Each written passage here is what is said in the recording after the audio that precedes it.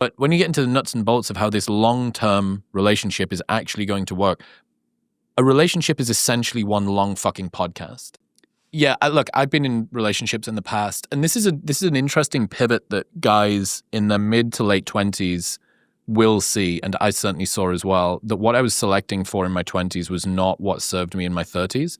And that was largely due to kind of growing up, not being so much of an adult infant, but that as I started to grow as a person and have, I think what really happened was my true interests came to the surface, that I was less embarrassed about what it was that I was interested in. I felt less shame about being nerdy or sensitive, despite presenting like the school bully, like inside a millhouse, as Finn Taylor said.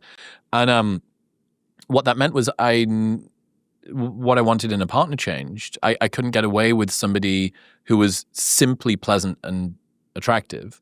I needed to be able to have a little bit more of a conversation, because what it made me feel like was I was sort of Batman by day, but Bruce Wayne by night. And I couldn't bring my work home. It's obvious that these conversations are important to me. It's obvious that thinking about this stuff fires me up and I'm interested in it.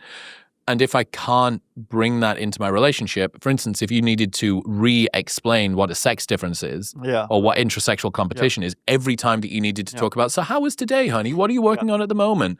That would be tough. And I think the desire that people have to be able to really resonate with their partner on the surface, especially, again, online red pill bromosphere, doesn't necessarily sort of hit.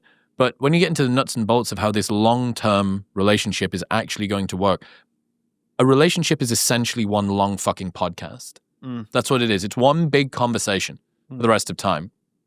And you want to, the theory is basically that you should try and have the most generative conversation that you can. You want to be able to speak to someone for 20,000 hours without getting bored. If you've got that, plus the basics sorted, I think you're probably going to get through. Like, they're pretty good with loyalty. They're pretty good in terms of attractiveness on your level, et cetera, et cetera. Like, that functionally is carrying a big part of long-term relationship success, I think. Can you talk to this person and not get bored?